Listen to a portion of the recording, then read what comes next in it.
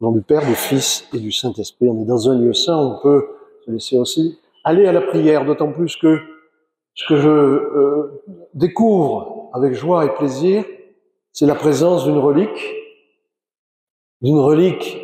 qui, comme toutes les reliques, est chère à tous les chrétiens, et en particulier à nous, bâtisseurs. C'est un morceau du Golgotha. Un morceau du Golgotha qui est là exposé. On se sent à la maison. On se sent à la maison à Jérusalem. Au lieu de la crucifixion, au centre du monde. Parce que qu'est-ce que le Golgotha? C'est la manifestation du centre du monde. C'est toute la signification de la belle fête de l'exaltation de la croix. L'invention de la croix par Sainte Hélène, la mère de l'empereur, dans les années 330, 335, 336, quand elle a trouvé la Sainte Croix et qu'elle a rétabli. C'est toute la symbolique de l'exaltation de la croix qui était au sol, qui est élevée et qui est rétablie au centre du monde. La signification aussi en référence du serpent qui rampait et qui est élevé sur le bâton de Moïse, c'est la même signification. Et pour nous, bien sûr, bâtisseurs, constructeurs, Jérusalem, c'est le modèle du temple. Je sais pas, il y en a qui étaient à la conférence ce matin? Ah, une petite partie, d'accord. Donc, pardon si on répète des choses que vous avez déjà entendues, parce qu'il y en a beaucoup qui n'ont peut-être pas entendu. Alors, on verra après la différence avec deux plans. Maintenant, parlons un peu du plan. Oui, non, je n'ai pas fini de vous dire. Vraiment, je suis heureux de découvrir cette présence. Les anciens ont dit auspices, les hospices très favorables, avec un fragment du Golgotha ici. Il y a aussi des hospices singulièrement favorables, parce que ce matin, il y avait un soleil comme ça, et de l'autre côté, il y avait une lune comme ça. Le soleil et la lune étaient au rendez-vous ensemble. Conjonction. Conjonction. Formidable. Merci Seigneur. Et donc le plan ici, c'est un plan qu'on dit traditionnel. Hop, ça part. Oui. Qu'on a l'habitude de dire que c'est le plan traditionnel, c'est-à-dire que c'est le plan en croix des églises. Ça dépend de ce qu'on entend par tradition. C'est-à-dire qu'on a tellement oublié ce que c'est que la notion de tradition qu'on ne sait plus trop, on l'utilise de façon un peu automatique. Quand dans la construction, vous demandez qu'est-ce que c'est que la construction traditionnelle, monsieur? Ben, c'est de l'agglo. Il n'y a rien de plus industriel que l'agglo. Allô, allô? Voilà. L'agglo, c'est le premier élément industriel de la construction, et c'est pas traditionnel. La tradition, c'est la pierre. Donc le plan traditionnel, la tradition elle est parfois un peu différente, mais l'Occident a développé cette forme instable, cette forme de plan en croix, c'est-à-dire qu'à partir de l'autel, le centre c'est ça, c'est l'autel.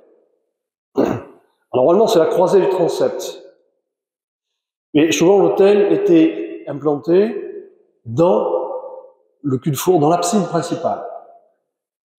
Et puis pour accueillir les fidèles, qui étaient de plus en plus nombreux, on a développé des parties annexes, c'est-à-dire c'est ce qu'on appelle, si on prend toujours notre référence du temple de Jérusalem, qui est le modèle du temple chrétien, alors, il y a trois parties.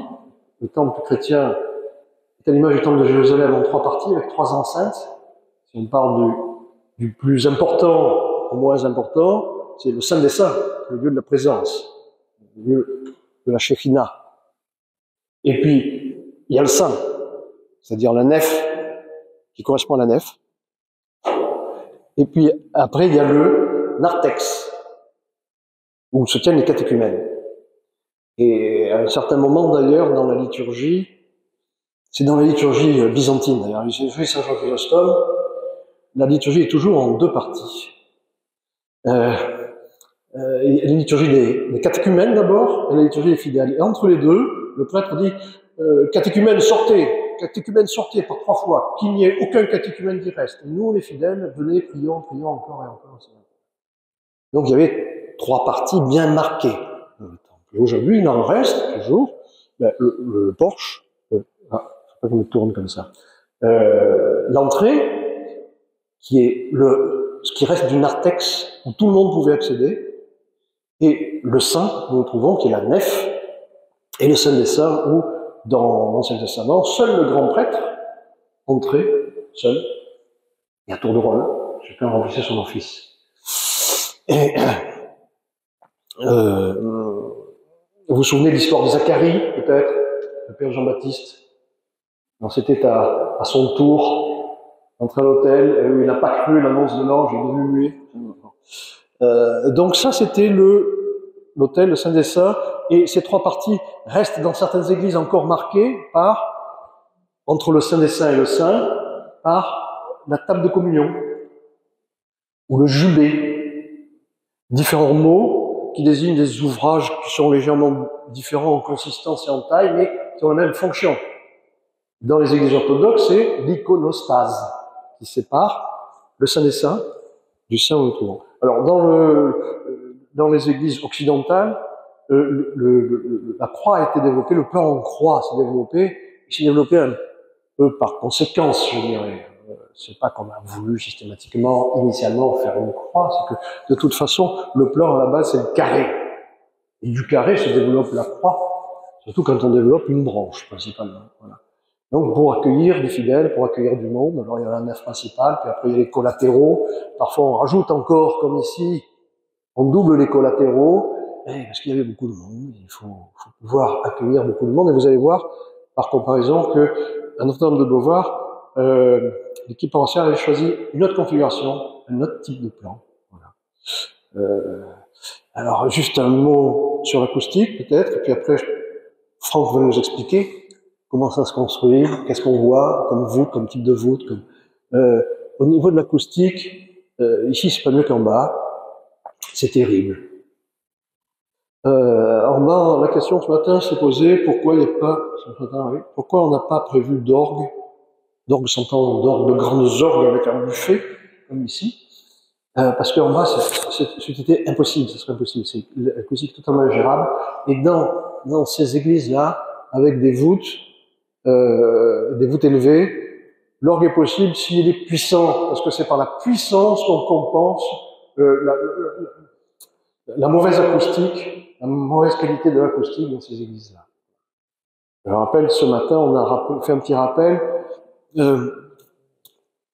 à propos des églises cisterciennes. Toutes les églises ne sont pas forcément bonnes acoustiquement. Il y en a très peu, il y en a quelques-unes qui ont été construites correctement, et notamment par les cisterciens.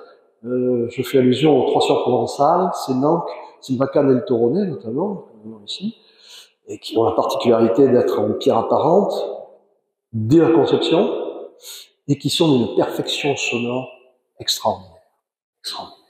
Pas besoin de micro, pas besoin de rien. On peut, un oran dans le chœur chante, psalmodie, tout le monde l'entend, enfin, c'est extraordinaire. Parce que ça a été conçu comme ça.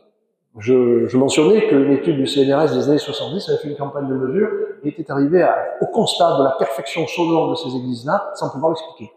Alors on sait qu'il y a des vases dans les reins à certains endroits, dans les reins des voûtes qui permettent de faire des caisses de résonance, à des endroits il y a des absorbeurs.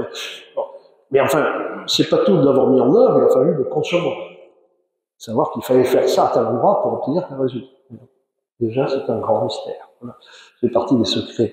Et sinon, ces églises-là, de construction plus récente, ne sont pas de bonne acoustique, bien sûr. Alors, on compense par la puissance de l'instrument de musique la mauvaise qualité de l'acoustique en général.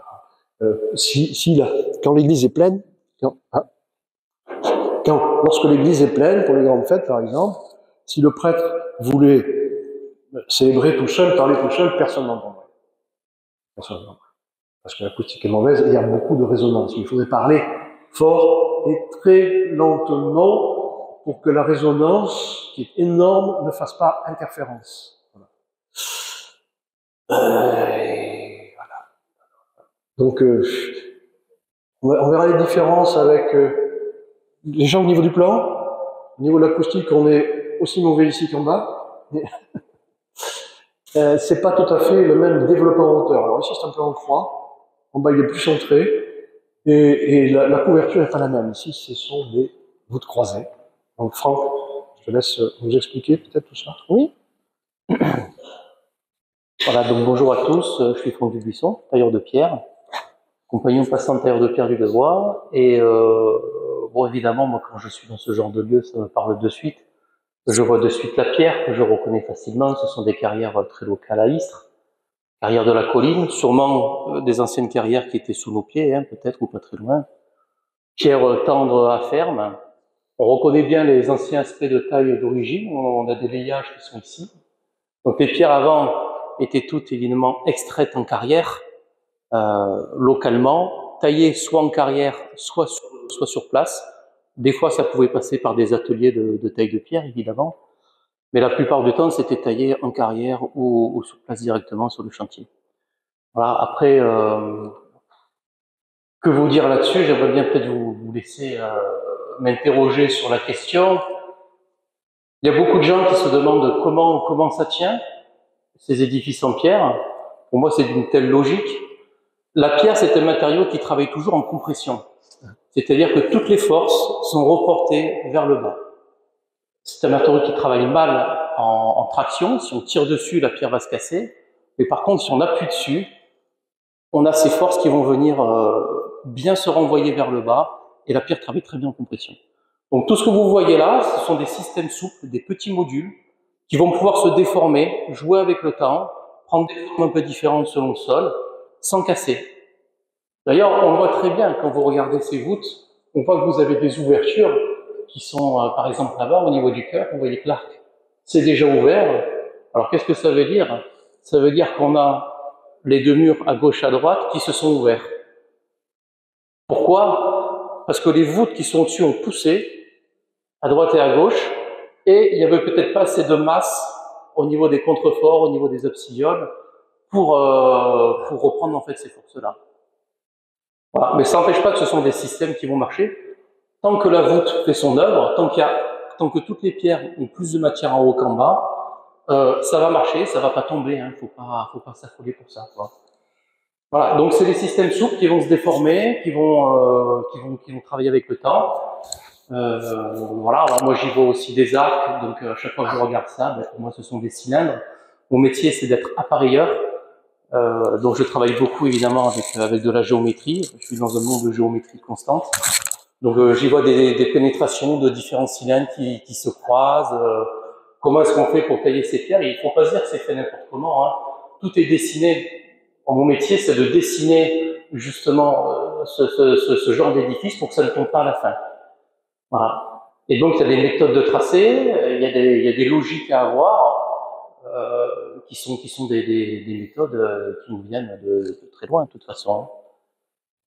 Voilà, alors après, j'aimerais bien vous laisser peut-être venir sur les questions que vous avez sur cet édifice, je sais pas.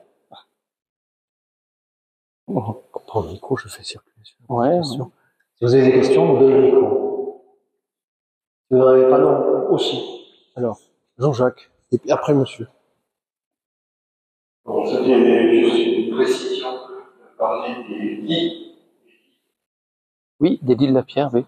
Prends le micro sur pied, prends le micro sur pied. Sur pied, allez. Allô? Ouais, c'est bon, ça marche. Alors, les lits de la pierre, je vous ai dit tout à l'heure quelque chose de simple, c'est que ça marchait très bien en compression. Ce qu'il faut voir, c'est qu'on remet les pierres toujours dans le sens de la strate par rapport au poussé. Parce qu'on sait que quand on appuie dessus, s'il y a des strates qui sont horizontales, ça va très bien marcher. Par contre, si je pousse et j'ai des strates qui sont verticales, il peut y avoir un phénomène de délitement, c'est-à-dire que la pierre peut s'ouvrir et ça peut faire des pathologies. Actuellement, je suis en train de travailler sur l'église du Kellar, du côté de Galargues. C'est une catastrophe, ils avaient mis tous les pierres en délit, et donc toutes les pierres sont en train de se fendre et partent en lamelles, quoi. Hein. Voilà. Donc c'est très important de mettre toujours les pierres dans le sens du lit par rapport à la force de compression. C'est-à-dire que là, les poussées, si elles sont vers le bas, on va mettre le sens des lits à l'horizontale. Par contre, si je suis sur une arche, au niveau des arcs que vous avez au-dessus de votre tête, les lits vont être à la verticale, parce que les pressions vont s'exercer de façon perpendiculaire et pas horizontale. Voilà, donc on travaille toujours là-dessus. La pierre a un lit, c'est le lit naturel de la carrière, c'est la strate géologique de la carrière, et on remet toujours ces éléments comme ça dans ce sens de compression. Ça fait partie effectivement de mon métier de remettre les pierres dans le bon sens, quoi. Oui, moi je voulais vous poser une question, donc, à savoir la durée d'une vie, à peu près. Ben écoutez, moi des voûtes, je pense que ça peut durer très très longtemps. Tant que la pierre est bonne, ça marchera. Après, je vais vous dire, ça dépend un peu du type de pierre qu'on emploie. Si on emploie une pierre en granit pour faire des voûtes, mais dans 10 000 ans, c'est encore là, quoi. Voilà. Après, ces bâtiments-là, ça marche tant que c'est couvert. Les bâtiments en pierre, tant qu'ils sont couverts hors d'eau, il n'y aura aucun souci. Ça ne prendra pas l'eau et il n'y aura pas de dégradation. Un bâtiment en pierre se dégrade à partir du moment où il n'y a plus de toiture, parce que vous avez l'eau qui vient qui vient s'infiltrer dans les pierres, ça lave les joints. Et quand vous avez les joints qui sont lavés, eh ben justement les pierres ne se tiennent plus, quoi. Voilà, et c'est là que ça devient dangereux, parce que on est quand même dans une avancée technologique du Moyen Âge dans cette construction, c'est-à-dire qu'on a des pierres qui sont posées à lit de chaux. Contrairement aux bâtiments qui étaient dans l'Antiquité posés à joints secs, on va travailler aussi sur les arènes de mine en ce moment, donc les pierres sont posées à joints secs. Le seul problème, c'est que ces joints secs, les forces de poussée viennent directement pousser sur les pierres et il n'y a pas d'amortisseur. Donc on a des phénomènes de fissuration qui sont très nets avec ce type d'architecture. Voilà, il y en a des pierres vraiment qui éclatent dans le sens vertical.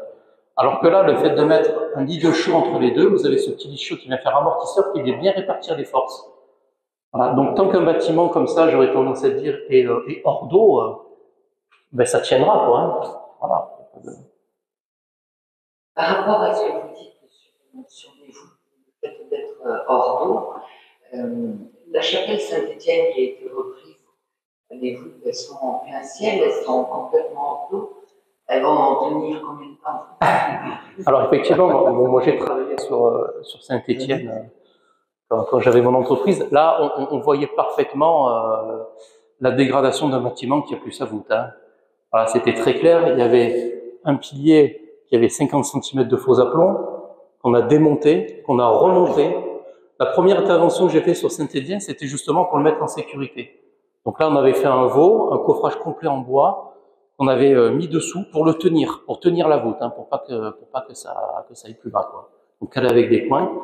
Et ensuite, on a démonté les maçonneries qui étaient trop dangereuses, qui s'affaissaient trop, qui n'étaient pas rattrapables, et on les a remontées d'aplomb, et on a refait les arcs à l'identique. Mais après, j'aurais tendance à dire Saint-Étienne, les maçonneries sont cristallisées. C'est-à-dire que les murs de droite et de gauche, on a mis du mortier dessus, et on a cristallisé la maçonnerie, c'est-à-dire qu'on l'a mis justement hors d'eau. Voilà, avec des mortiers. Voilà. Donc évidemment, il n'y a plus la voûte, il n'y a plus la toiture, elle prend quand même l'eau sur les façades, mais ce qui est important, c'est d'éviter qu'il y ait de l'eau de ruissellement qui arrive par le dessus et qui lessive les joints, hein. C'est surtout ça le plus important. Mais après, on n'évitera pas évidemment la dégradation des pierres qui sont en extérieur. Ça, il y a des facteurs météorologiques, de l'eau, du vent, dès que ça arrive dessus, il y a des dégradations qui sont importantes, qui se font de par les éléments extérieurs, et comme tous les matériaux d'ailleurs subissent ces dégradations. Voilà, monsieur. C'est une question peut-être naïve.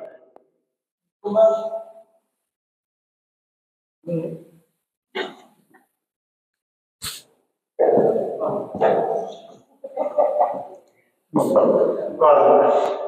Mais comment arrive-t-on à mettre 7. Bon, parce que est-ce qu'il y a un échafaudage, est-ce qu'on remplit de sable? Moi, je me rappelle et de faire une voûte, c'était la. Bon. Alors effectivement, ça se faisait comme aujourd'hui, hein, de toute façon. On a des échafaudages, on commence à faire une épure au sol, de toute façon, ça commence toujours comme ça. On trace l'implantation du bâtiment et on commence à dessiner au sol tous les piliers que vous avez là. Les piliers, les voûtes, tout ça c'est dessiné au sol. Bon, on fait les fondations, on creuse, on met du remblai. Alors il y a différents types de fondations. En général, c'est des remblais plus ou moins solides. Là, je pense qu'on est très vite sur le rocher, donc il n'y a peut-être pas des fondations qui sont extrêmes. Et une fois qu'on a implanté, qu'on a fait ces fondations, on va venir monter les pierres une par une, en commençant du bas, du soubassement, vers évidemment les voûtes et les croisées d'ogives. Donc ça marche effectivement avec des échafaudages qui en général sont ancrés dans le mur. À cette époque-là, les échafaudages étaient ancrés dans le mur. On peut peut-être voir des traces de trous de boulins, par exemple ici, ou là. Voilà. Des trous de boulins. Voilà. Alors là, on peut voir des traces. Je suppose que ce sont des trous de boulins parce qu'on les retrouve à peu près de niveau. Il y en a un là, il y en a un autre en face. C'est pas une certitude, hein, mais c'était des ancrages en fait d'échafaudage. On plantait des chevrons dans la maçonnerie et on mettait des planches tout simplement dessus avec des bois qui redescendaient jusqu'au sol. Voilà. Et après, quand on a fini une assise, on en monte une autre et petit à petit, on monte les pierres comme ça, avec des systèmes de grues pour les lever, hein, qui marchaient très bien. À cette époque-là, on avait des grues de toute façon à tambour. Voilà, les grues, ça fait très longtemps que ça existe. Les Romains déjà, ils montaient les arènes avec des grues. Hein. Et puis les systèmes de poulies qui démultiplient les forces, c'est des systèmes qui sont connus depuis très longtemps. Donc c'était pas non plus, il faut pas s'imaginer qu'on employait des méthodes différentes de celles qu'on fait aujourd'hui. La seule différence qu'on a aujourd'hui, c'est qu'on a l'électricité et le pétrole. Voilà. Donc notre énergie, c'est le pétrole, alors qu'avant, c'était les muscles et puis c'était la force des bras et des animaux. Hein. On pouvait mettre des animaux à la place des bras. Voilà. Alors, attendez, une question. Le micro est là. Le micro est là. Comment c'est vous parlez? Oui, j'aurais une question à vous poser. Donc. Sans micro, c'est au niveau. Non, sans micro. C'est bon. Au niveau des voûtes, on voit que la conicité des pierres, je trouve, parce qu'on a l'impression, en regardant la voûte du fond, que la pierre, elle attend pas grand-chose pour glisser. Parce qu'on voit qu'un joint est vachement important.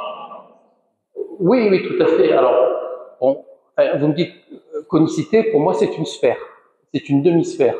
Ensuite, on a des cylindres, mais effectivement, on voit qu'il y a un joint qui est en train de s'ouvrir parce que vous le voyez à l'œil, ça se voit à l'œil. À droite et à gauche, on a les deux jambages qui sont déjà écartés. Il y a peut-être une dizaine de centimètres de faux aplomb au niveau de la droite et de la gauche. Hein. Donc, on a la voûte qui est tout simplement en train de s'ouvrir, tout simplement parce qu'il n'y a pas assez de poids. La maçonnerie n'est pas assez dimensionnée à droite et à gauche pour reprendre la poussée de la voûte. Il y a un risque de descente de la clé de voûte. Non, là non, actuellement non. Parce que tant tant qu'il y aura plus d'espace en haut qu'en bas, la clé ne descendra pas. C'est toujours ça le problème. Le principe de la voûte, il est là. Il faut qu'il y ait plus d'espace en haut en bas. Donc là, je pense qu'il y a quand même de la marge avant que la clé puisse descendre. Par contre, ce qu'il faudrait effectivement, c'est reficher ce joint, recouler la voûte par le dessus pour bien caler cette maçonnerie-là. Une incise à propos de cette remarque-là, une incise. Hein. Oui, Ceux qui n'étaient pas là ce matin, j'aime beaucoup faire des incises, des parenthèses. C'est au travers de ces petites anecdotes locales qu'on peut transmettre quelque chose, et puis le reste, vous le trouvez dans les bouquins. Alors, par rapport à ce que vient de dire Franck, cette voûte en stone a tendance à s'écarter, c'est sûr que vous venez de désigner, parce qu'elle n'est pas assez, son rein n'est pas assez chargé, son flanc n'est pas assez chargé. Et ça, ça découle de cela, de la charge, de la répartition de la charge sur la voûte ou sur les reins de la voûte, découle directement la forme de la voûte. Et vous avez vu, il y a des voûtes qui sont en ogive, il y a des voûtes qui sont en anse de panier, alors, et celles qui sont plein cintre comme ici. Quand vous voyez une voûte en anse de panier, ça veut dire que les reins sont hyper chargés. Donc il y a une composante verticale sur les côtés qui est très très forte, et relativement la composante du poids de la voûte elle-même est beaucoup moins importante, donc il y a moins de pression. Et par contre pour les ogives, c'est l'inverse. Voilà. D'où l'évolution effectivement de l'architecture vers la voûte en ogive, qui a permis de mieux répartir les forces. L'avantage de la voûte en ogive, c'est qu'elle est pointue, donc les forces reviennent sur les piliers et pas sur les reins de la voûte. Grande avancée technologique qui nous a permis de réouvrir de faire entrer la lumière dans les églises, dans les cathédrales, voilà, au XIIIe, XIVe siècle. Oui, alors pendant que je viens vers toi, petite incise également, vous savez, pour l'anecdote aussi, qu'il y a des méthodes de construction de voûtes et d'arcs sans cintre. C'est très facile, on peut construire un cul-de-four comme ça, avec simplement un manche à balai et une rotule, sans cintre. Bon, ça vous expliquera. Des Et voûtes là, aussi. effectivement, on peut caler avec du sable et d'autres matériaux dessous. Mais pour des édifices comme ça, aussi importants, et la géométrie ne s'y prête pas pour les croisés. Oui. Voilà, mais c'était des veaux effectivement en bois, pour revenir à la question de M. Louis. C'est effectivement des veaux en bois qu'on plaçait. Alors, les chapiteaux, s'ils existent, c'était aussi pour faire repos par rapport à ces veaux en bois. Hein. S'il y a les chapiteaux qui reviennent vers l'avant, c'est qu'on pouvait poser le veau dessus. Et après, il était ornementé, mouluré, pour lui donner une forme un peu plus jolie. Mais c'était le repos du cintre en bois. On dit que cette église est de style roman provençal. Vous pouvez définir ce que c'est? Alors, le roman, bon, pour moi, c'est une période de construction qui, justement, utilise principalement le plein cintre comme élément porteur de ses voûtes. Après, le roman provençal, bon, je ne sais pas comment le définir. Est-ce qu'il y avait des moutons dedans? Peut-être. Oui, je ne pourrais pas le définir précisément. Après, il y a des éléments comme par exemple la forme des chapiteaux. Ça, c'est pas du tout d'une architecture romane. Hein. Je pense que soit ils ont été taillés plus tard, soit il y a eu une évolution dans le bâtiment, mais les chapiteaux sont pas romans. C'était pas ce genre de moulure qu'il y a au roman. Là, c'est plus des chapiteaux qui sont 16e, 18e. Ouais. Alors attention, tous ces bâtiments, ils bougent hein, aussi. Il faut pas. Peut-être que Notre-Dame de Beauvoir, une période, elle était moitié moins grande que ce qu'on a actuellement. Hein. Il faut s'imaginer que tout ça, ça a été rebrassé. L'avantage de la pierre, c'est que c'est un matériau qui est complètement réutilisable. Même si aujourd'hui, ça me fait mal au cœur à chaque fois que je vois des bennes de pierre qui s'en vont à la déchetterie. Que c'est un matériau, on le démonte, on le réutilise, on reconstruit avec. Quoi. Voilà, les bâtiments romains ont toujours servi à construire des églises régulièrement. On retrouve dans des cathédrales des éléments romains ou dans les bâtiments du XVIIIe siècle, des éléments de cathédrales ou d'anciennes églises. Hein. C'est un matériau entièrement écologique, entièrement recyclable. Contrairement au béton d'ailleurs. Oui, bonjour. Vous avez évoqué les types de foot tout à l'heure. Oui, pardon, je regardais. Oui. Et c'est tout à fait curieux, hein, si vous pouvez nous dire quelque chose là-dessus, sur le fait que ce soit ces pierres d'Europe, le Panthéon, ou beaucoup d'édifices religieux, à la place de la clé de voûte, on y met une plus. Comme si toute construction tenait par le vide. Si vous pouvez nous en dire plus dessus. Ouais. Oui, alors pour les voûtes, bon, je laisserai la parole à M. Gauthier après. Mais ce qu'il faut s'imaginer, c'est que dans une coupole, donc dans une sphère, dès qu'on a fini un tour, la coupole tient. Elle est clavée. Elle est autostable. Dès qu'on a fini un tour complet horizontal, on peut le laisser comme ça. Donc l'oculus, effectivement, ça remplace la clé, c'est stable dans la forme, et surtout ça permet de ramener la lumière à l'intérieur. Voilà, c'est surtout ça. Donc on peut très bien enlever la clé d'une coupole, bon, pas d'un plein cintre, sinon ça ne marcherait pas, mais sur une coupole qui est sphérique, on peut très bien enlever une clé. Ce qu'on ne peut pas, c'est enlever un élément de chaque anneau. Là, ça ne marche plus. Donc on peut lever un anneau complet. Et ça tient tout seul. Et ça, on pourra le vérifier tout à l'heure à Beauvoir. Voilà. Parce qu'effectivement, on a une clé. Il y a quand même une clé. Mais elle est composée de 12 claveaux, ou d'un certain nombre de claveaux. On pourrait faire de 3, 4, 5, 10, comme on veut, autant de claveaux qu'on veut. Mais il faut que la clé soit fermée. Donc que le lit, le rang, soit fermé. Voilà. Ça constitue une clé, parce que c'est clavé, c'est fixé. Voilà. Donc la clé de voûte, elle ferme complètement, quand il n'y en a qu'une, et elle tient tout le reste de l'arc ou de la coupole. Mais on peut très bien, effectivement, avoir une clé creuse, on va dire, c'est ça. Panthéon, la Sainte Famille, etc. Il y avait une question ici. Bonjour. J'avais une question qui peut-être interpeller l'architecte, un peu interpeller l'office de tourisme et les compagnies. J'ai fait cette visite il y a quelque temps avec le représentant de l'office de tourisme. Il m'a dit qu'il y avait une relation entre peut-être un ancien château ici et l'église. Je voudrais savoir comment peut-on réunir à un moment donné un château, créer une église. Est-ce qu'il y a des positions particulières qui ont été faites? Est-ce qu'il y a des pierres différentes qui ont été posées? Est-ce qu'il y a une structure qui a été étudiée pour agrandir l'église, agrandir ce château? Voilà. C'est, je pense, important de savoir que ce n'était pas tout à fait une église avant. Oui, alors tout à fait. Bon, enfin là-dessus, je ne pourrais pas vous répondre sur cette question parce que j'ignore le sujet, tout simplement. Merci. Mais encore une fois, s'il y avait un château comme on a fait une église, on a démonté le château pour faire une église avec. Hein. Il y avait peut-être une chapelle, qui s'est agrandie dans le château, c'est devenu une église. On peut tout imaginer là-dessus. À toi. Alors, pour essayer d'aborder une question par rapport à la question. Ah ouais, c'est ça aussi. Il faut bouger. Le déplacement. Voilà. Très bien. Et effectivement, ce que l'on sait, alors, ce que j'en sais moi, je vais pouvoir répondre vraiment peu d'informations sur le sujet. Ce qu'on sait, c'est qu'en fait, il y a une première phrase écrite, j'ai mentionné dans l'église, qui date de 1966, à laquelle on fait référence au château d'Is. Le château d'Is, en fait, c'est celui dans lequel nous sommes actuellement, qui est devenu église autour du XIIe siècle. Qu'est-ce que l'on sait de la taille du château, de comment est-ce qu'il était configuré? On sait qu'il y avait une chapelle qui était dans le château, et que le mur le plus ancien de l'église est le mur nord, qui est celui-ci.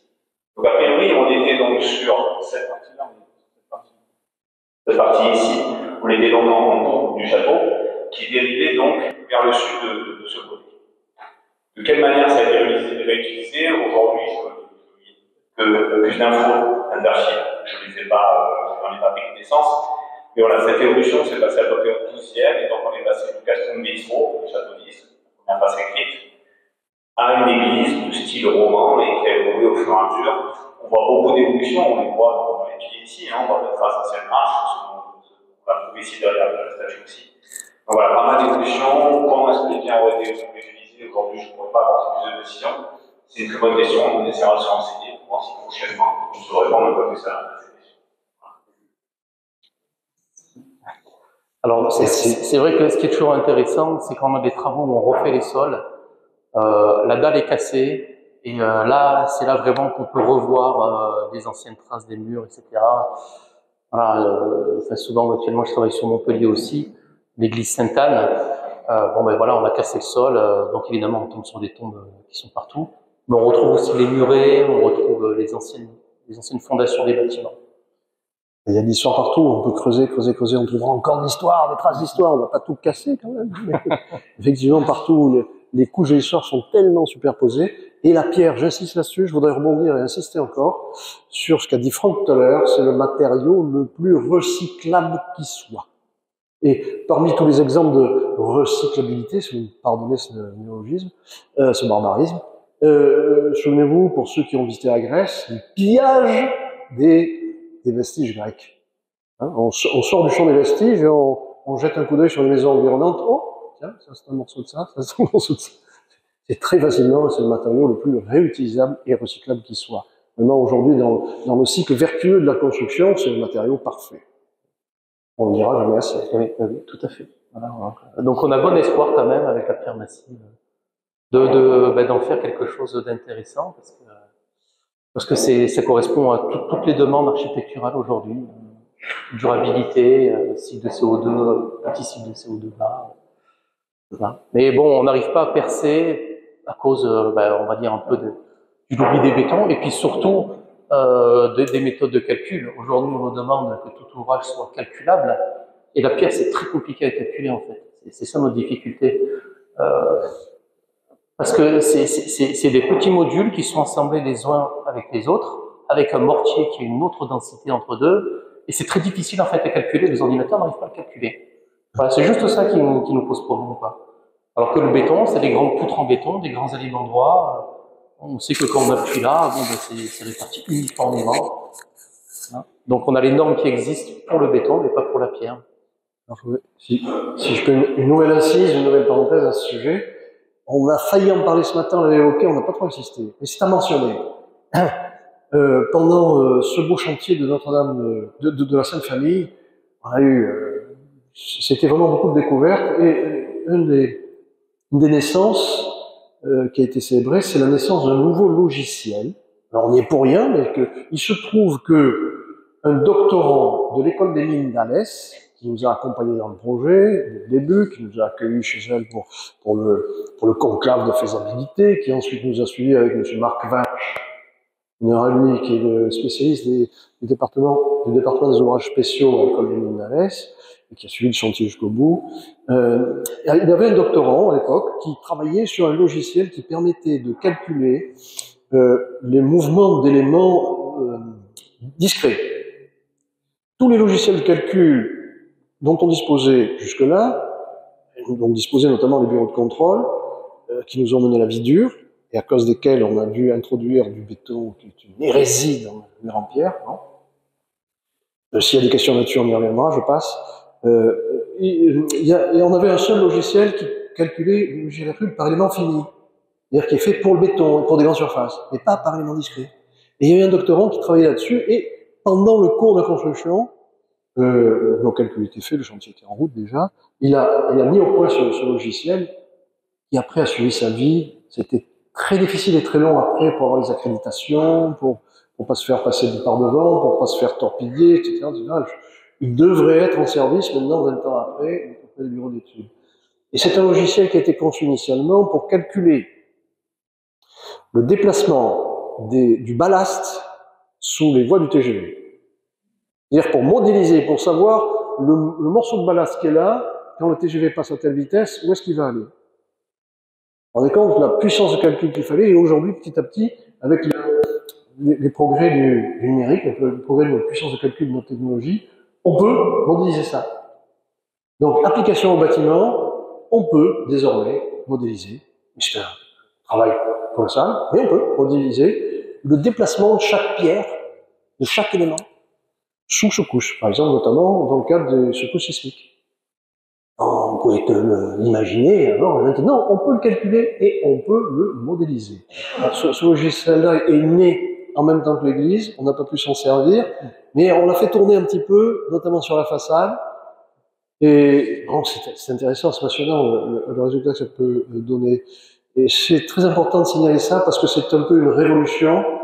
C'est un outil qui est à notre disposition, mais par contre, ça coûte encore très cher. Et c'est pas à la portée de tout le monde, voilà. Hélas, malheureusement. Et ça permet de justifier par le calcul, et c'est ça que nous demandent les bureaux de contrôle pour nous accréditer auprès des assurances, faut pas oublier ça.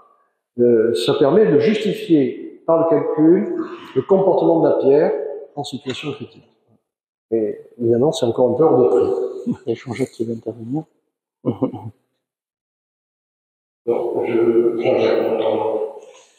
Je voulais juste préciser que ce logiciel, c'est le LMG 90. Wow. Et nous avons actuellement des compagnies qui travaillent sur ce logiciel. Formidable, voilà. Et oh, il faut bouger. Donc, ce travail a porté ses fruits.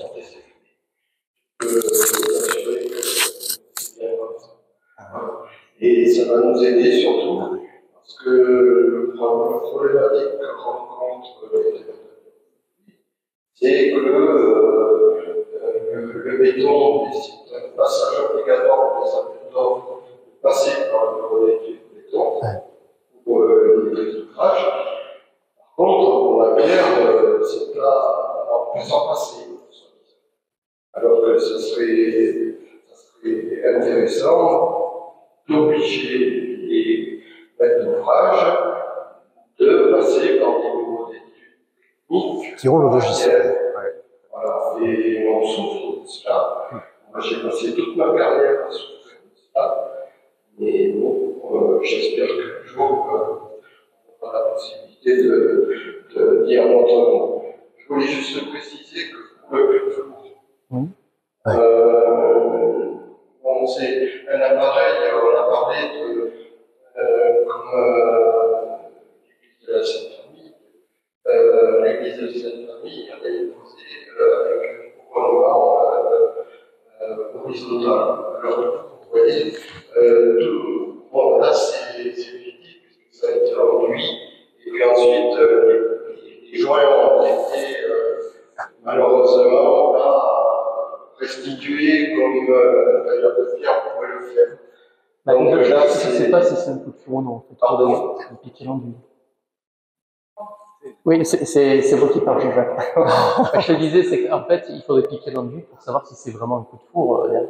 Je ne sais pas comment ça apparaît là. De toute façon, je ne pense pas que ce soit un coup de foudre. Je ne sais pas, pas du tout. Ça pourrait, mais ça m'étonnerait quand même. Mais en tout cas, voilà, ça me dérange de là, parce que quelquefois, je passe devant des façades qui ont été restaurées et qui n'ont pas respecté, si vous voulez, le fameux mot appareil. L'appareil, c'est l'appareilleur qui décide justement de la manière dont on peut réaliser une plateforme, un centre, etc. Les derniers mots, ce sont des voûtes d'arête. Rien à voir avec les voûtes d'ogives. Là, nous sommes en présence de voûtes d'arête. Donc, c'est bien le style romain. Voilà. Et les chapiteaux, effectivement, rien à voir avec le roman. Merci Jean-Jacques. Merci Jean-Jacques. Pour ceux qui ne le connaissent pas, Jean-Jacques, on n'a pas fait les présentations tout à l'heure. Franck se présentait. Moi, je suis François Gauthier, l'architecte, et Jean-Jacques Montango, c'est notre grand patron, qui a suivi le chantier bureau d'études Anatech. Je ne sais pas s'il l'est toujours, mais il était le seul à avoir la qualification Pierre en tant que bureau d'études. Oui, c'est toujours le cas. Alors, effectivement, quand j'ai transmis mon bureau d'études en 2010, nous étions 1000. Aujourd'hui, nous avons 14 ingénieurs au sein du bureau d'études qui sont tous lourds. Et malheureusement, il y a 90% des ingénieurs qui sont des ingénieurs pour être armés. Voilà, Jacques, voilà, la postérité est assurée. Mais pour la pierre, c'est un peu moins vrai. On a 10% de commandes à peu près sur l'année. Voilà. Et il n'empêche que l'Anatech a évolué également. Mais nous formons justement une équipe de compagnons pour pouvoir assurer les études sur les travaux à venir. Merci, il faut le dire, il faut le répéter, on aurait peut-être dû commencer par ça. La pierre, c'est pas cher. Ah ouais, mais oui, on est toujours plein de préjugés de toutes sortes, sur tous les sujets. Alors quand on dit la pierre, parce que la pierre c'est une référence noble. Donc dans de très beaux édifices, des châteaux, des églises, on se dit waouh, c'est cher. Alors évidemment la pierre sculptée, ouvragée, travaillée partout, c'est un budget. Et on a fait la démonstration avec l'église de Sainte-Famille qu'on pouvait passer dans des budgets très très réduits. Construire la voûte de la Sainte-Famille en béton aurait coûté plus cher. Construire la coupole de la Sainte-Famille en béton aurait coûté plus cher. Et nous sommes partis sur cette solution, aidés par l'architecte des monuments historiques, je me rappelle, hommage à Jean-Paul Louvet, qui est parti de Marseille, toute la profession l'a regretté, il a été nommé sur Lyon, un architecte extraordinaire, un homme extraordinaire, qui aimait la pierre, qui aimait notre patrimoine, bien sûr, qui aimait la pierre, et qui nous a défendu, qui a défendu le projet, qui a défendu la pierre dans le projet, qui l'a soutenu.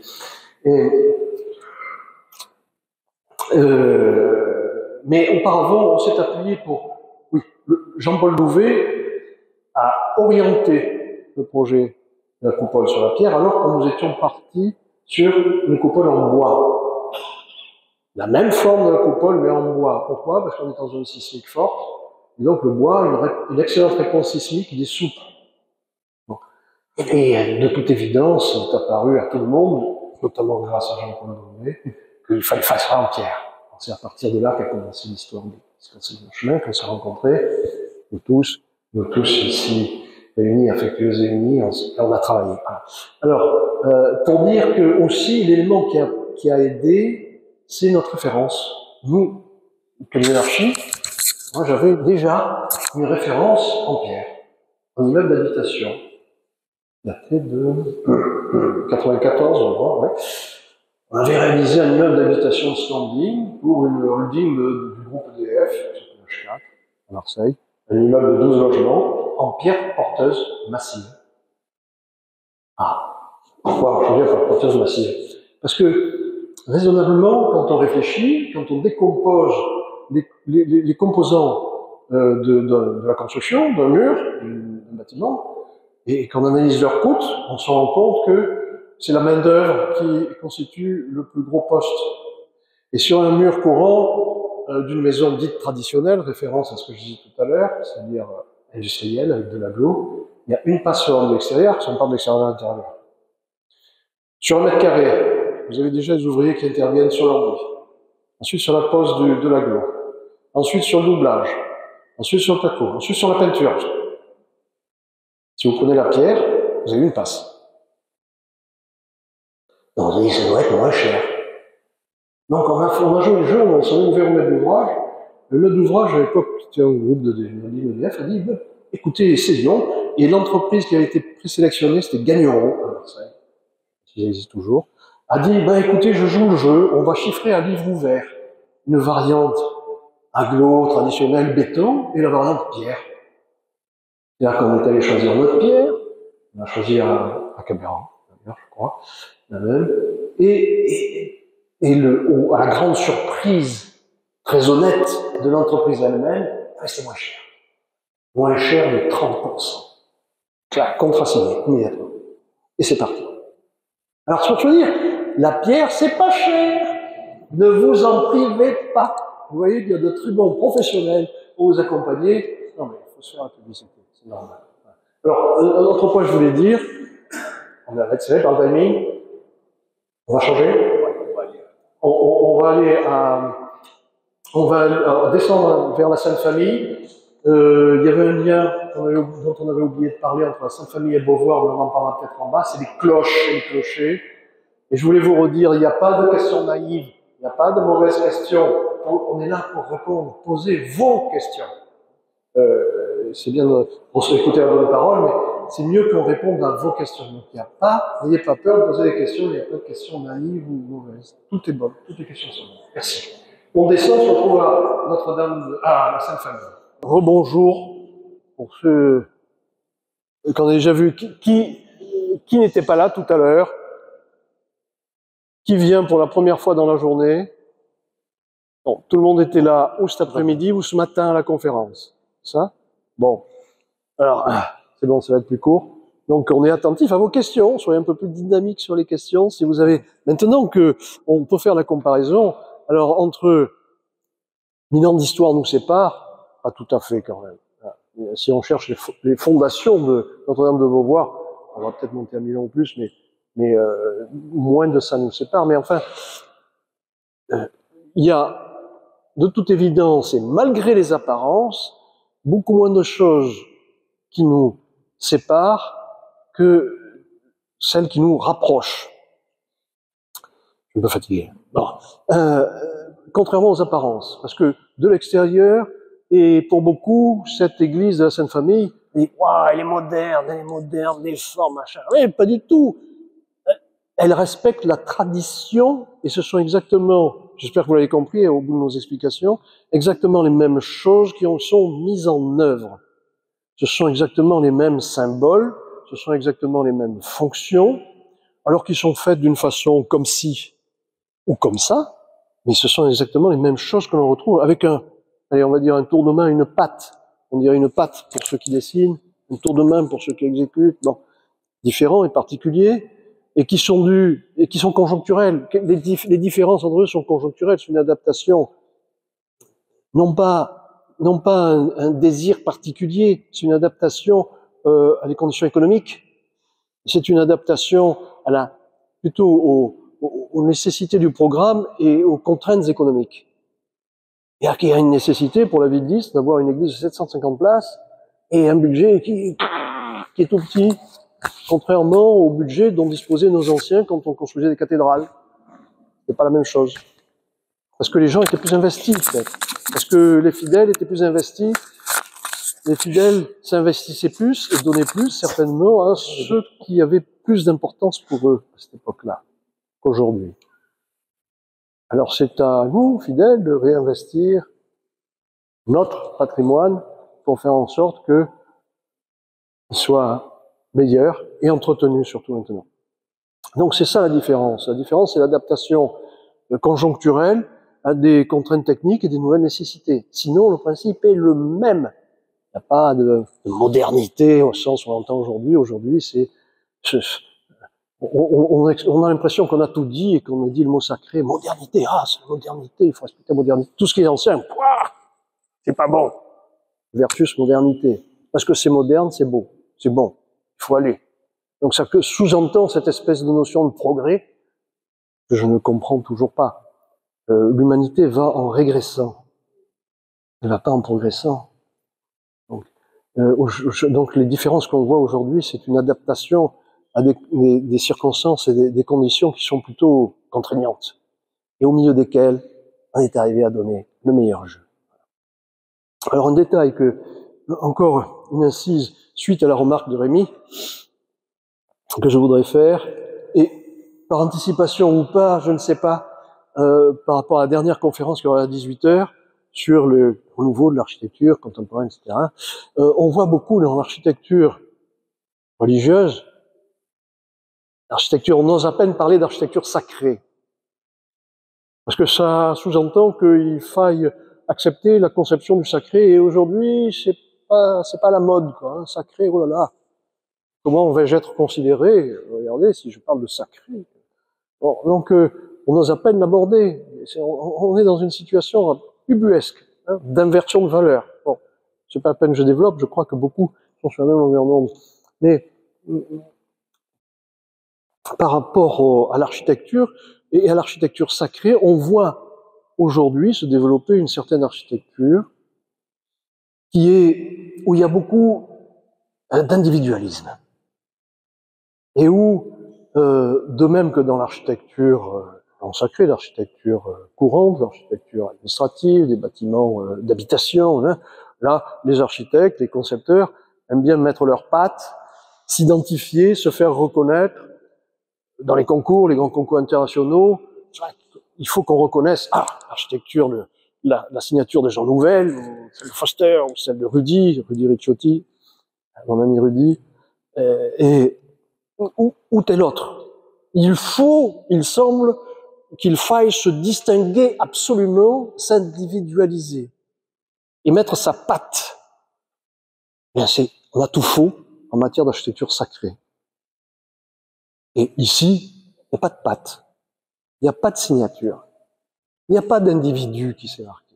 Ici, c'est l'œuvre d'un groupe, c'est l'œuvre d'un ensemble.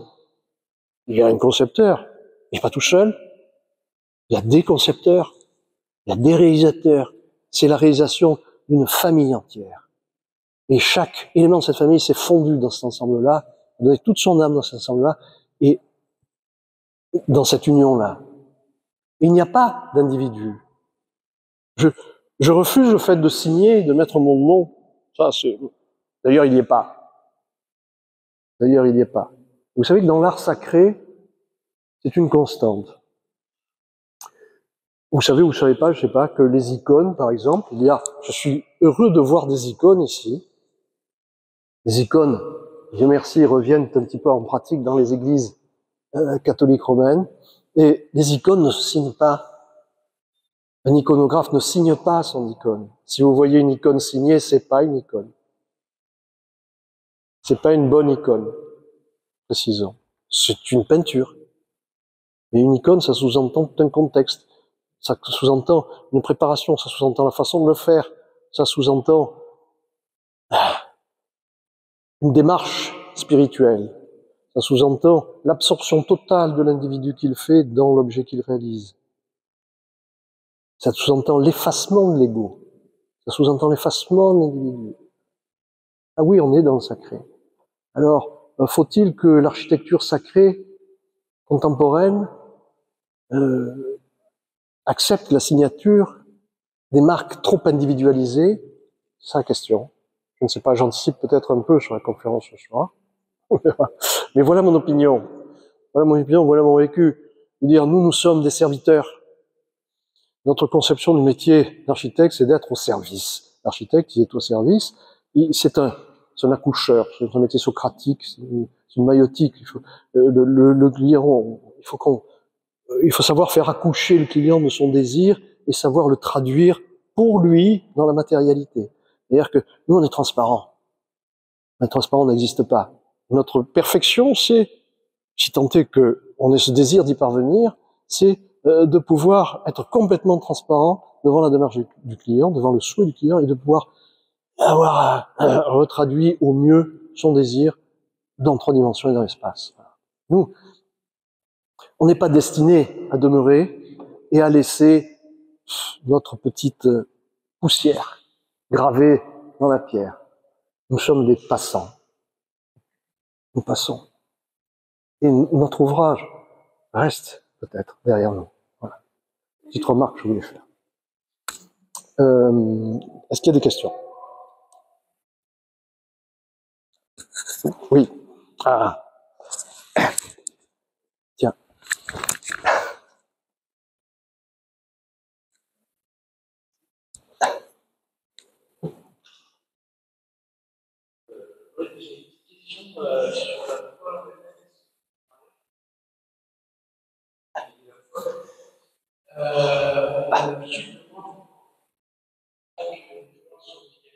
Bougez pas. Là, c'est pas le cas.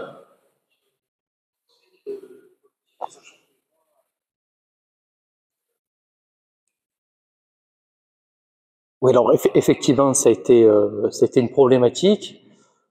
Dans cette coupole, il fallait qu'on puisse tout faire à la débiteuse, en fait, à la machine. On ne pouvait pas tailler la douelle, c'est-à-dire l'intérieur de la coupole. Tout le pouvait être sorti à la machine sur des plans. Tout simplement parce que financièrement, si on taillait la pierre, eh ben, ça passait plus dans le budget. Donc la première proposition que j'avais fait, suite à la conception qu'on a fait, que je t'ai expliqué ce matin, ça a été évidemment de croiser les pierres. De façon traditionnelle, j'ai proposé qu'on croise les pierres. Mais évidemment, dans ce volume-là, si je croise les pierres, si je fais une pierre qui vient de ce point-là au niveau de l'arc avec celui-là, qui est ici, si je tire une droite comme ça, ici j'ai un vide. Normal, on est sur des cercles. Donc si je croise des cercles, entre chaque pierre, j'ai un vide. Et Monsieur Gauthier m'a tout simplement dit non. Il m'a dit non, que ça devait être tout facettisé pour un concept d'harmonie, hein, tout simplement. Je crois que c'était ça l'idée. On voulait pas avoir de décroché parce que ça faisait des ombres.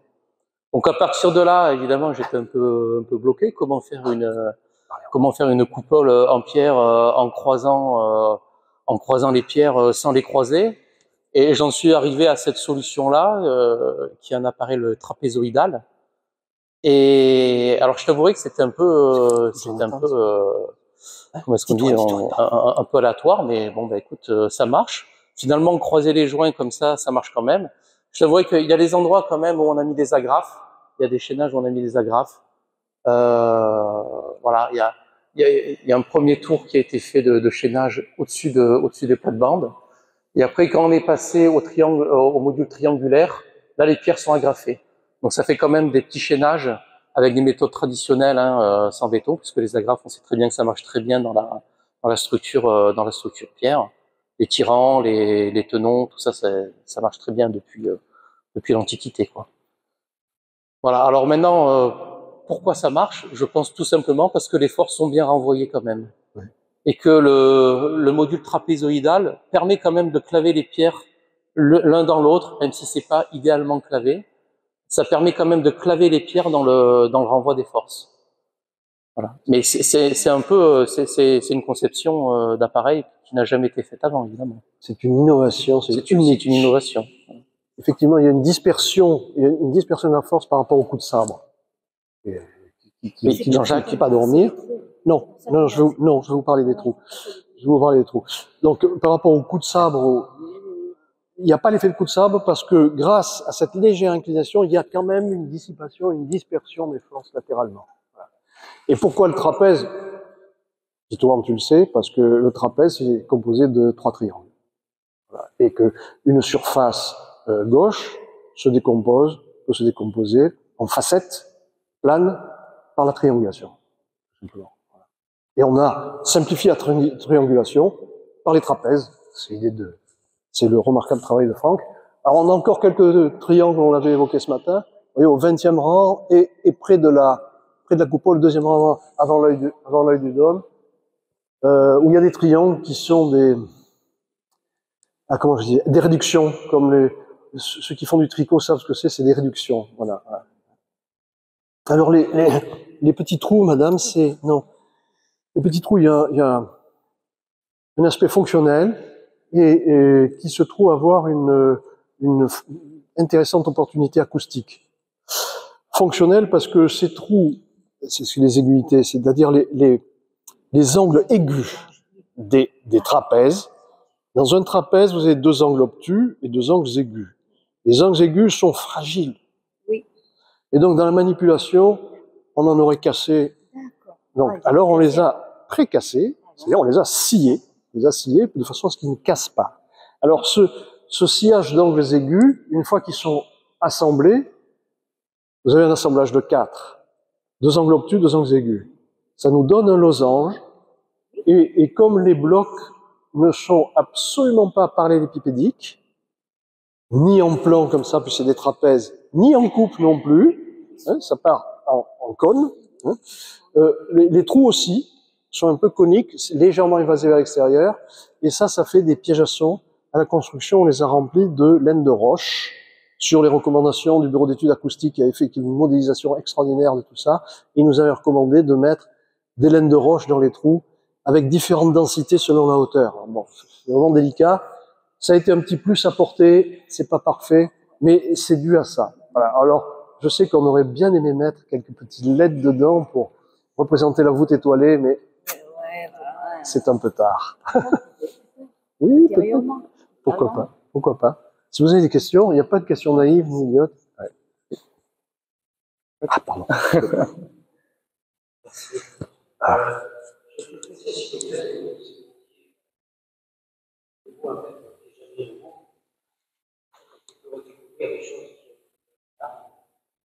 Et je suis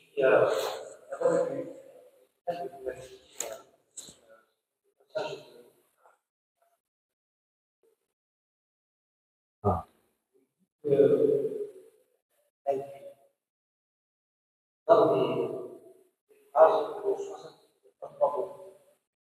En disant 63 mots, pas passer sur ça. Mais par contre, en regardant le chiffre, je vois le cube avec tout représentatif. Du coup, avec la règle de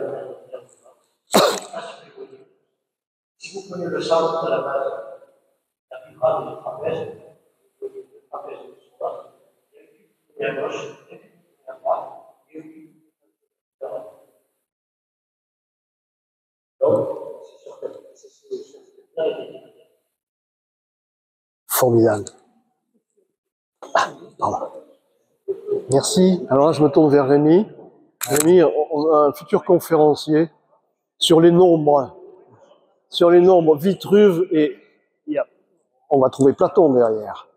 Voilà. Bon. Ouais, une conférence. Jean-Jacques peut-être veut intervenir. C'est bon?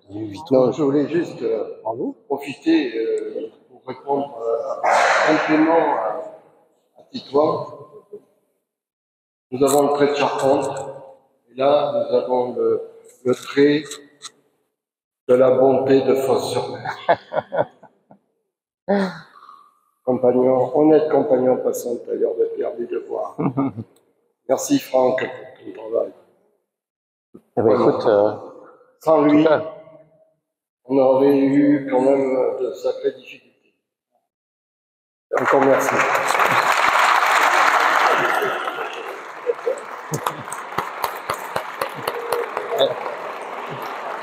Il avait 25 heures. Merci à tous. Mais c'est vrai que quand on est confronté à ce genre de défi, en fait, de réalisation, il y a des moments où il faut arriver à sortir de ce qu'on nous a appris. Ça a été ça un peu le plus dur finalement dans la conception de cette coupole. C'est qu'on nous a appris des tas de choses. C'est très bien, je vous dis pas que c'est mal. Mais il y a un moment, quand on va aller de l'avant, on est obligé de sortir de ce qu'on nous a appris, d'inventer des nouvelles choses, de trouver des nouvelles solutions. Et c'est une œuvre qui a permis ça. Voilà, donc je remercie tous ceux qui l'ont permis. Bon, avant moi, évidemment, parce que voilà, c'est ce travail-là qui a permis d'aller de l'avant et d'inventer un nouvel appareil qui n'avait jamais été fait. Donc, merci à Monsieur Gauthier de nous avoir amené ça à l'Institut de la Pierre, et puis merci à la Sainte Famille aussi, et à Is de nous avoir permis de faire ce beau projet. Merci à eux.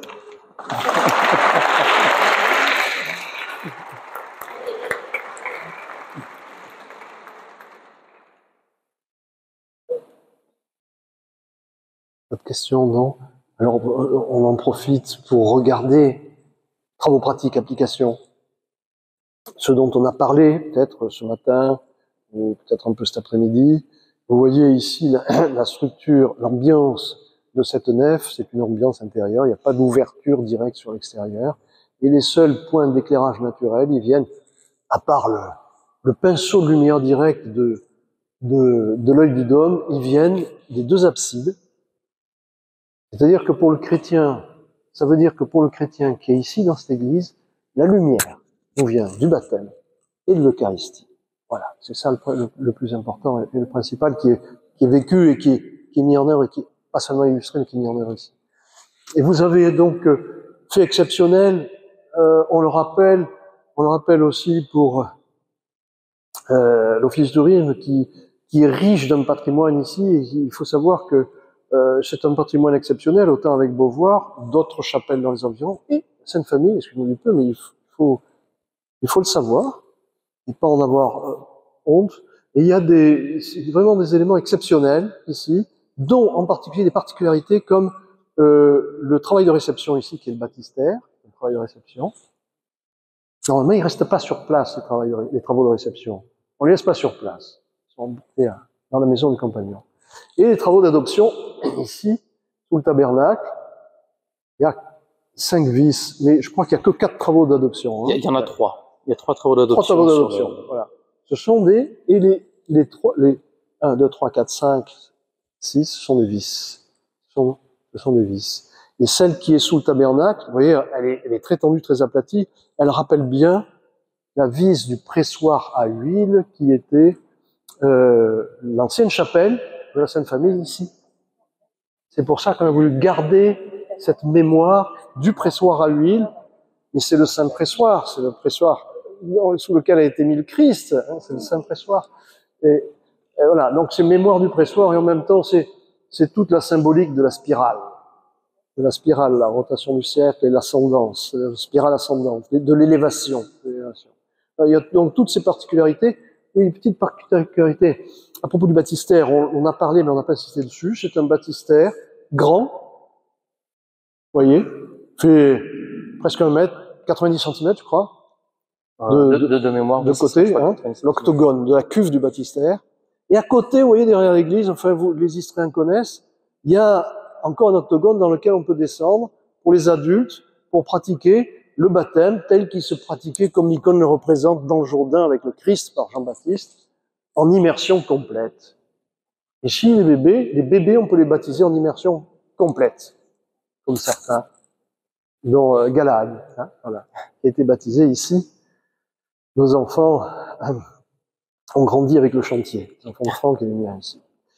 Donc il y a cette particularité à signaler et dont il faut se souvenir. Et une autre particularité, ne l'oubliez pas dans vos prières, quand vous venez ici à Istres, prier, n'oubliez pas le Père Abdon, qui est là-bas. Et avec nous. Et avec nous.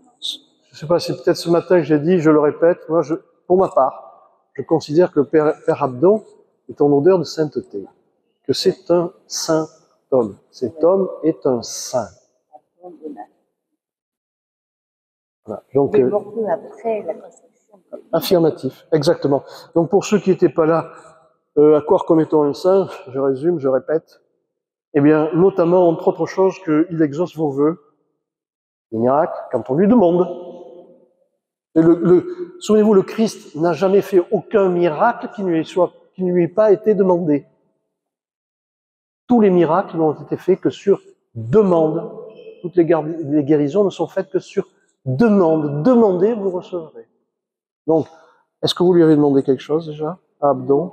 Et alors, qu'est-ce que vous attendez? Eh ben, on n'a rien à demander peut-être. C'est bien, c'est formidable. Voilà. Donc vous avez une grande richesse ici à Istres, extraordinaire, autant au niveau conceptuel, d'exécution, d'âme, qui est un patrimoine unique.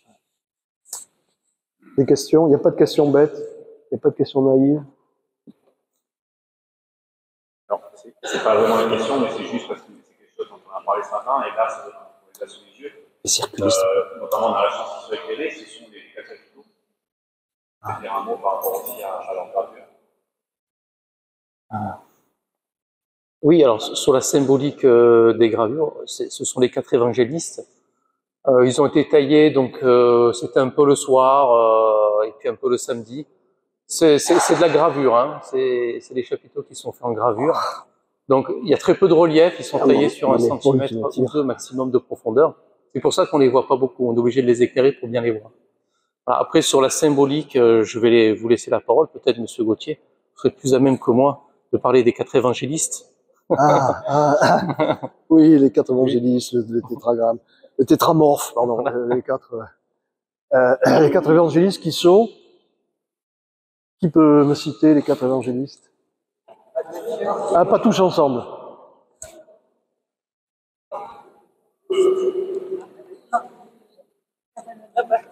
Allez-y, ben ouais. Matthieu, Marc et Jean. Bravo, merci beaucoup. Je ne suis pas du tout croyante. Je m'intéresse aux religions. Ben c'est formidable, mais si vous avez 5 minutes, on vous baptise tout de suite après. Ça fait pas mal. Et quel était l'évangéliste qui n'a jamais connu Quel est l'évangéliste qui n'a jamais connu le Christ? Judas. Parmi ceux que vous avez cités, c'est Luc. Et Jean est le disciple dont l'oreille reposait sur le cœur du Christ. Oh, le scepticisme, on peut l'introduire à tous les niveaux. Alors, vous avez Jean, Matthieu, Luc et Marc. Chaque évangéliste a sa bête, est associé à un animal symbolique, qui sont le taureau pour Marc.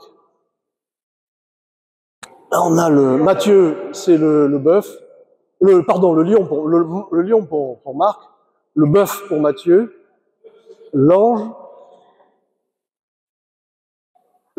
pour... Qu'est-ce que je raconte? Je suis fatigué. Luc, le taureau. Et l'ange pour Matthieu et l'aigle pour Jean.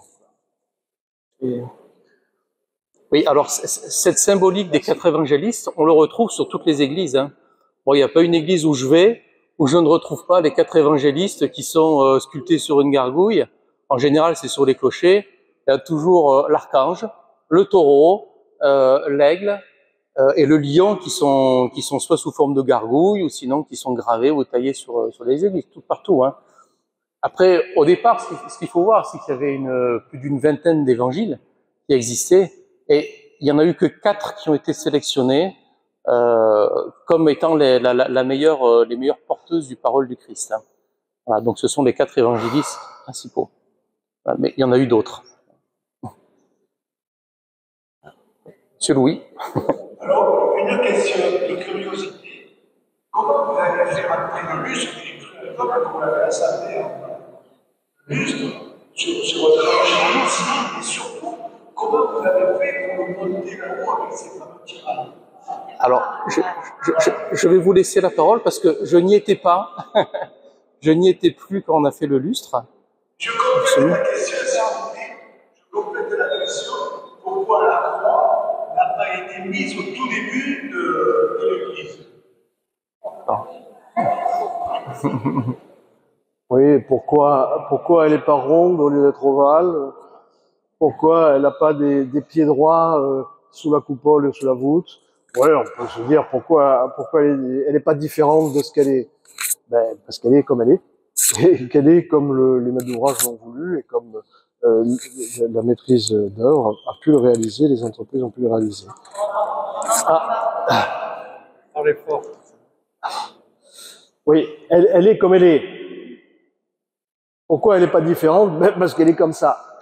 on aurait pu en construire tout à fait différentes, plus petites, plus grandes, des roses, des vertes, des carrés. Mais celle-là, elle est comme ça. Voilà. Alors, pourquoi on n'a pas fait autrement? Ben, parce que c'est celle-là qu'on a voulu faire, qu'on a voulu la faire comme ça. Alors maintenant, des détails. Pourquoi est-ce que la croix n'a pas été mise au départ? Parce que, en plus, une telle croix, cette croix est superbe. Et je dois dire que dans le choix des croix qu'on a rajoutées, qui a été rajoutée après, cette croix a été rajoutée après, c'est pas le plus mauvais choix qu'on a fait, qui a été fait par la paroisse, Mais il n'était pas au programme au départ de mettre une croix ici. Non. La croix, elle aurait très bien pu être derrière l'autel, derrière le célébrant, ou à côté, surtout comme on fait souvent, on voit souvent à côté de l'autel. Non, elle n'est pas obligatoirement comme ça, à cet endroit-là, les croix dans les églises. Donc, Jésus n'est pas nu. Non seulement Jésus n'est pas nu, mais il n'est pas souffrant, sanguinolent à la Mel Gibson, et en souffrance insulpicienne. Il est hiératique. Oui, ça c'est une donnée traditionnelle. C'est très bien. Voilà, pour répondre à la question de la croix, ben, parce que, mon Dieu, finalement, ça a été bien choisi de la mettre là, mais il n'était pas prévu d'en mettre là. Comment on a suspendu le lustre? J'avoue que je m'en souviens à moitié, avec des nacelles. Avec des nacelles, oui. Non. Non. Par-dessous. Si on avait monté. Par-dessus avec des tirants. Par-dessous. Ouais. Par-dessous. Gérard, c'est ça? Ah, voilà, Gérard. Hein. Gérard, notre mémoire. Oui, la croix a été rentrée au moment où on a fait la fosse terre, disons, à 10 mètres de haut, c'est-à-dire à peu près à la hauteur des hommes qui est pierre à l'œil. Parce que les compagnons n'arrivaient plus à tomber jusqu'au sol. Donc ils ont refait le tracé pour les rangs supérieurs sur le plancher qui recouvrait la totalité de l'église. Le lustre, vous avez dit la croix, le lustre. Le lustre. C'est pas un lustre. Parce qu'un lustre de cette dimension, en fait, les morceaux ont été montés dessus, à la grille, dessus, ont été assemblés après et montés quand l'oculus a été fini. Avec un seul câble au milieu. Et ici, dans l'église comme ça, et ça se trouve ailleurs, à Rome ou ailleurs, ce lustre-là, ce n'est pas un lustre, ça s'appelle une Jérusalem. Voilà. Merci Gérard, c'est extraordinaire, c'est une des chevilles essentielles du chantier, c'est la mémoire du début, même avant le début jusqu'après la fin de tout le chantier. Mais dans de nombreuses églises orientales, on trouve des lustres comme ça qui sont beaucoup plus chargés. Il y en a qui sont mobiles, dont des parties centrales sont mobiles et qu'on actionne à certains moments de l'année pour certains offices, notamment pour Pâques. Voilà. Et là, on avait travaillé sur une esquisse d'un lustre pareil, dont une partie aurait pu être mobile, pour vraiment avoir la possibilité de respecter la tradition chrétienne, la tradition orientale. Mais bon, c'est trop cher, trop compliqué, donc on s'est contenté de cette suspente avec ces 12 suspentes, une par claveau, une par apôtre. Voilà. Effectivement, merci Gérard, je plus le lustre a été monté, pour répondre à votre question, monsieur, à hauteur, assemblé, il était apporté par tronçon, assemblé sur un platelage à hauteur, les câbles mis en place, réglés, et on a descendu le platelage.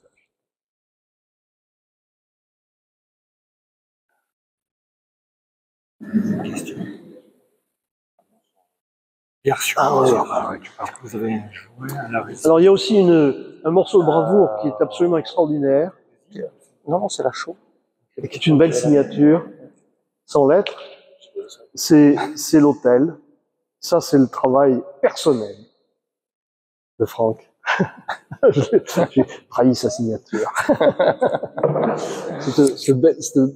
cette belle pierre, ce beau morceau qui part d'un côté très très brut dans les sombres, puis petit à petit, en passant vers le clair, qui s'affine, qui arrive à une table parfaitement harmonieuse. Oui, et effectivement, dans cet hôtel, c'est un très beau bloc de Tavel, hein, et on voit bien qu'on a le bleu, le beige et la veine rose qui est dedans. Et donc, on a les différentes moments quand on taille un bloc. On commence par le brocher, ensuite on fait une taille plus précise, on l'adoucit, et tout en haut, au niveau du maître-autel, la tablette du maître-autel, on le polit. Voilà, donc symboliquement, c'est pour aller du brut vers l'état de la perfection où on polit la pierre. Voilà. Donc c'est un peu ça la symbolique de cet autel.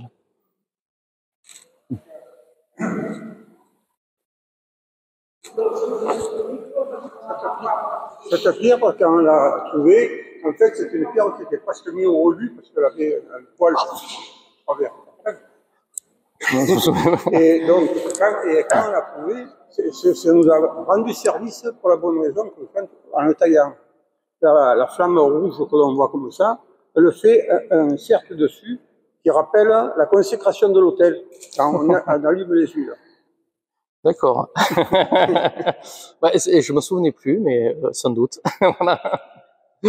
C'est vrai que j'ai essayé d'utiliser un peu ce veinage roule circulaire pour tourner autour au niveau de mon dégrossier à la broche. Oh, il y a une question.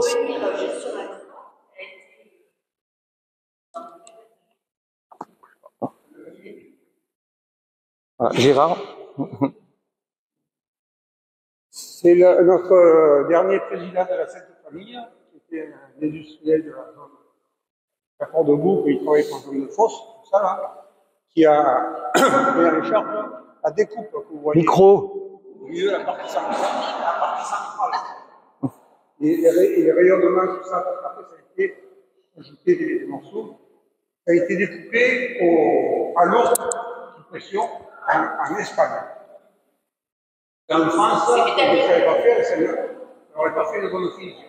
Et là, c'est beaucoup plus précis et fini, d'entrée, que si ça avait été découpé à chaleur, chalumeau ou tout comme ça. C'est une croix glorieuse. Oui, c'est l'artiste, c'est Ponce, qui s'appelle. Et c'est lui qui nous a fait aussi la relique à Beauvoir. Le reliquaire. Les deux statues qui sont au-dessus, là, et la croix. Question? Non? Pardon.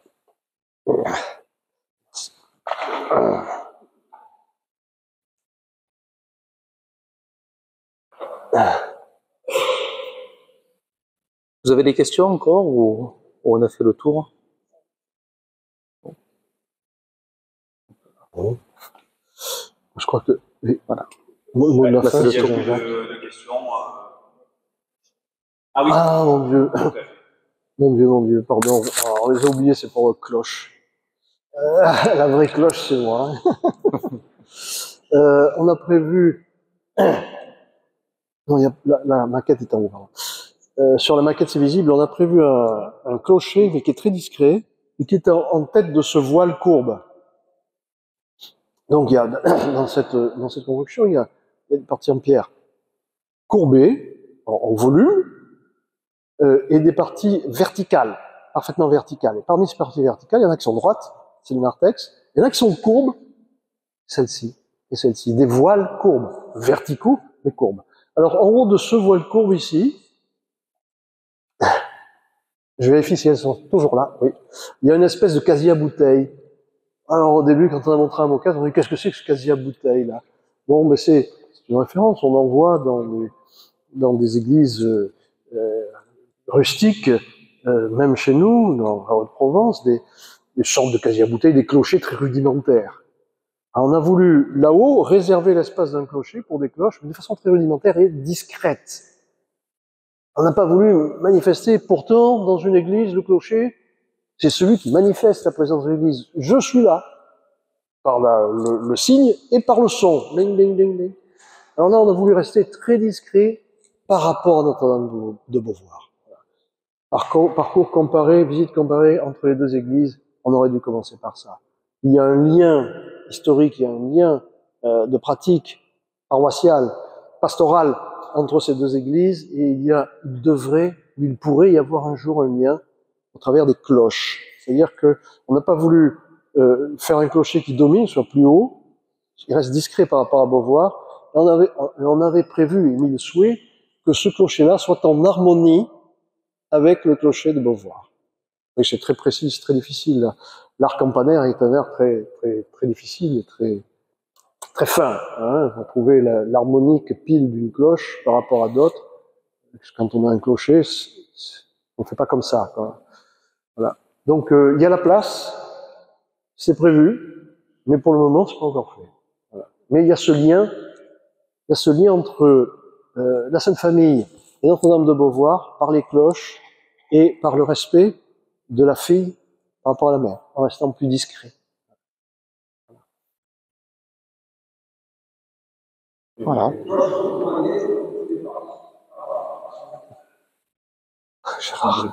Vous avez Nicolas. Oui.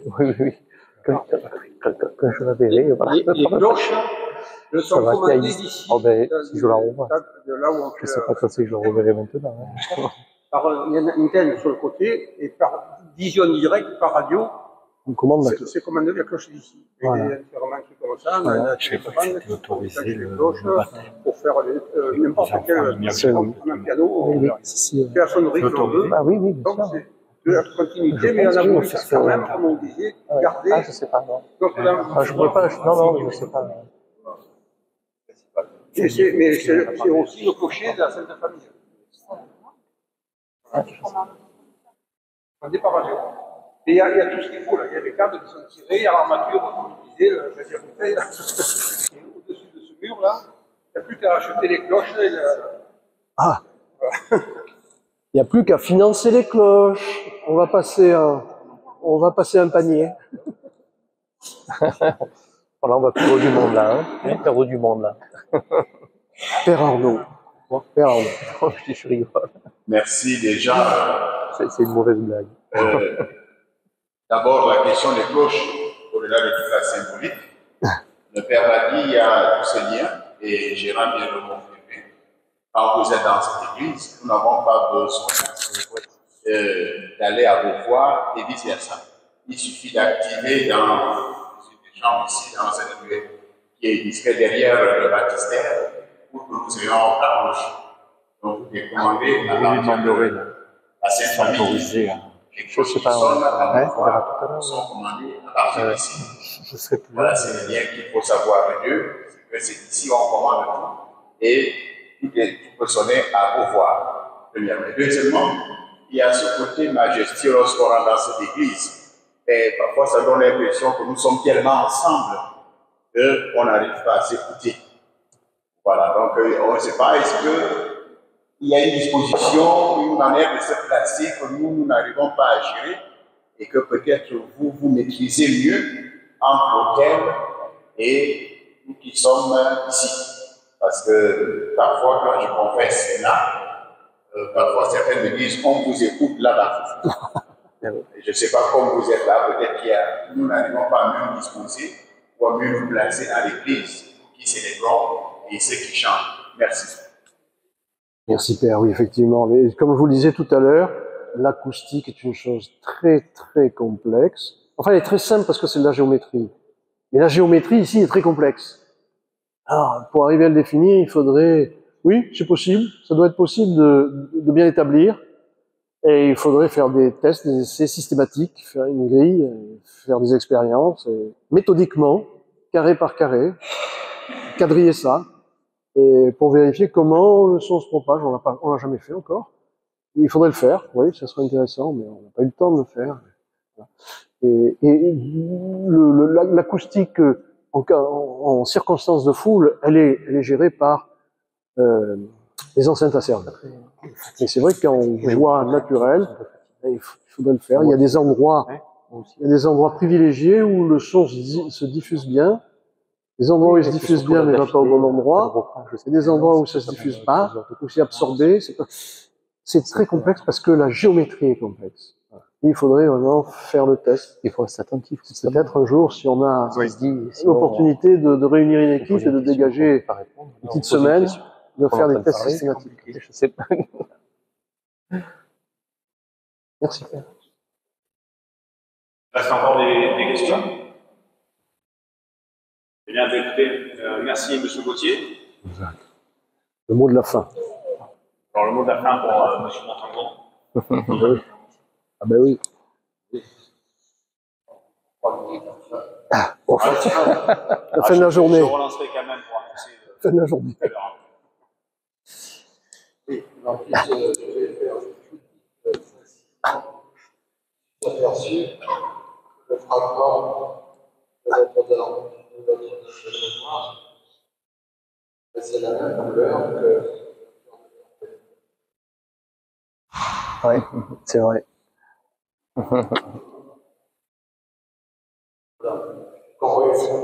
Encore une.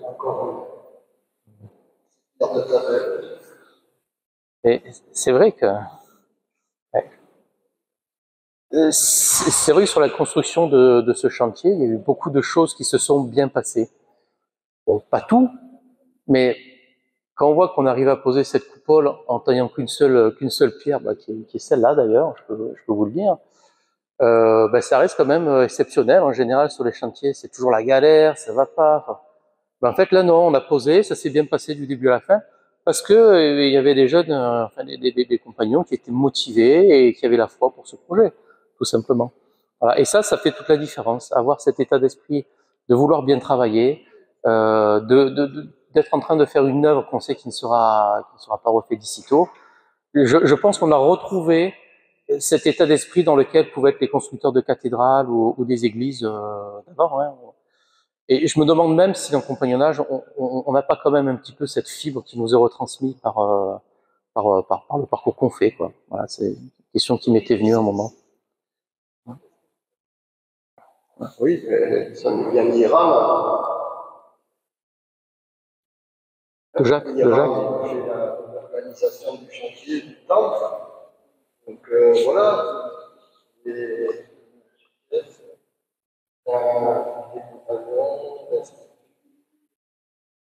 tout le monde s'est mis. Et voilà, donc ce collectif a permis. Je regarde Jacques. Une des chevilles ouvrières pour réaliser pause. Non, je viens là-bas. Bon, je le mets en avant le coupier parce que c'est quelqu'un qui a été de là-haut avec une précision incroyable. C'était magique. Voilà, mais donc pour rebondir avec la conférence hier soir, vous pouvez voir que le compagnonnage permet à des jeunes de s'épanouir avec des réalisations comme celle-ci. Et je peux vous dire qu'il y en a d'autres. Il y a partout où les compagnons sont présents. Ils laissent leurs traces dans leur travail. Voilà. Et nous sommes des passants. Nous sommes des passants, mais il faut que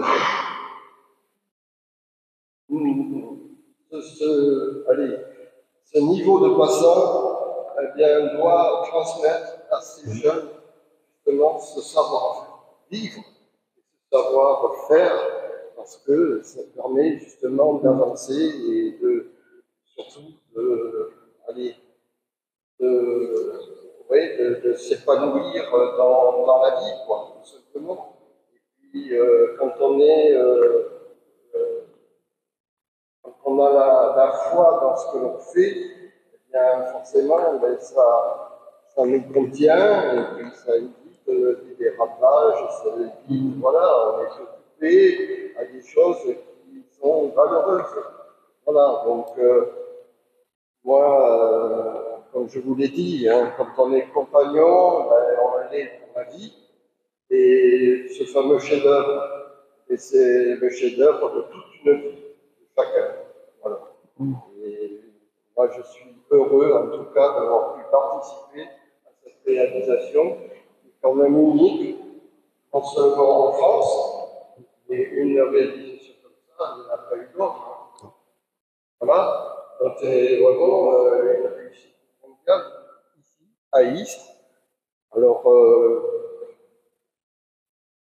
regardez, quand on voit cet arc du Béchard, on parlait de la plate-bande, on ne la voit pas la plate-bande à l'intérieur, mais effectivement, on ne se rend pas compte que la composition de la plate-bande qui fait 10 mètres de portée, on se demande comment ça tient. Voilà. Bon, les poteaux, c'est pareil. Vous allez à la gare Saint-Charles, et à la gare Saint-Charles, les piliers qui soutiennent la charpente de l'extension de la gare Saint-Charles sont en pierre. Et à l'intérieur, il n'y a pas de ferraille, il n'y a pas d'armature. Ce sont des postes tendus, c'est-à-dire que ce sont des câbles qui sont mis en pression et qui tiennent, si vous voulez, la charpente.